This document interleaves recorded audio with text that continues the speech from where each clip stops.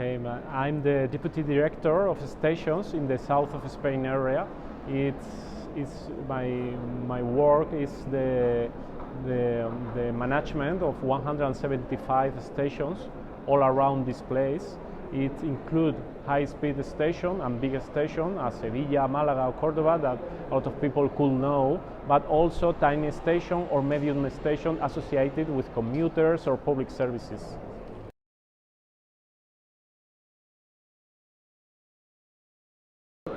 Okay, I think just now we are leaders in the length of the network of high speed. We have more than 4,000 kilometers of high-speed lines operated just now, but also we are leaders in the interoperability systems.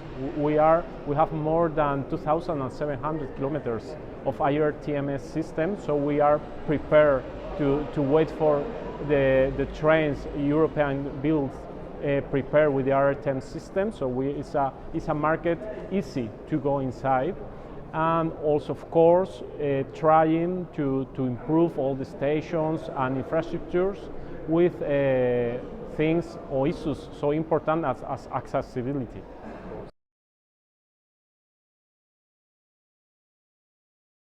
The impact it has been huge. High-speed lines started in Spain in 1992, and we have seen that every corridor that has started to operate, the first one was Madrid-Sevilla, the airplanes corridors started to get down. So for example, the Madrid-Sevilla corridor, the 90% of traffic is done by high-speed trains and only 10% is done by planes. Also is the same situation with Madrid-Barcelona or other cities that we have a time of a journey time of 2 hours, 2 hours and a half, that all the other system like plane has changed totally to the train. Now we are trying to attract people from buses or their own cars.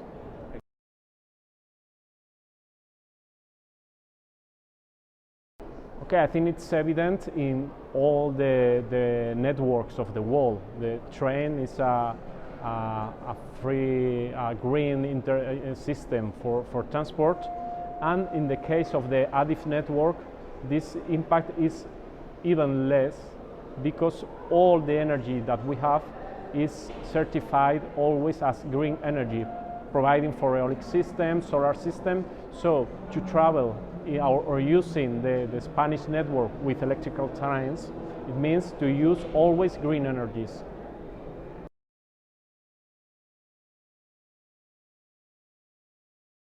Okay, that's also an issue really interesting for us. It's true that we have high-speed stations that started in 1992. They were really prepared to the technological system of the time, but it's true that after 30 years, things has improved. So new stations that we are designing and building, they have the latest technical necessities for persons with reduced mobility.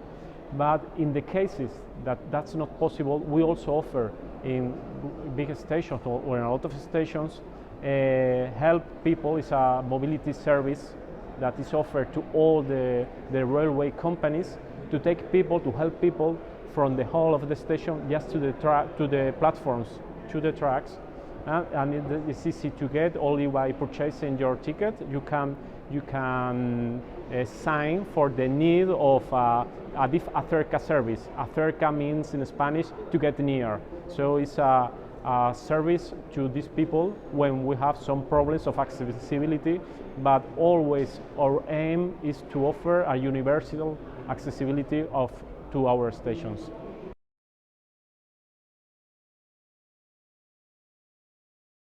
I can see two ways of working in that case. I think one way is led by the European Commission, like trying to create a real European common market and to introduce the competition in corridors with different rail companies. So we are offering different products, different prices, and to try to generate services not just for businessmen, for tourists, but also for families, for students. So we are trying all the system to offer that. I think that's one of the ways of working.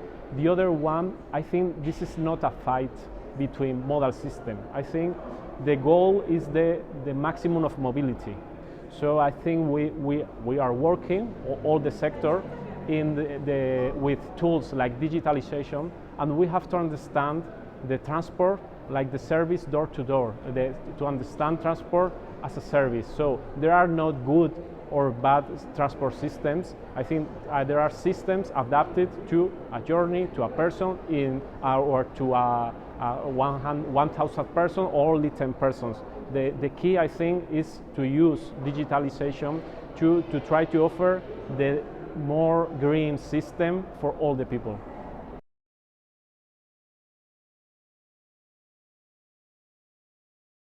It means to me two things again.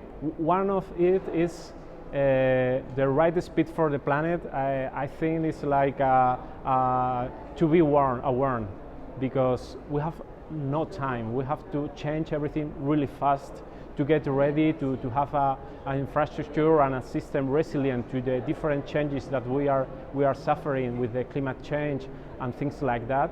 And the other one is like the real high speed for intercities. We want to travel fast, but with safety, with surety, and that's the both ideas I can see, in my opinion, of course.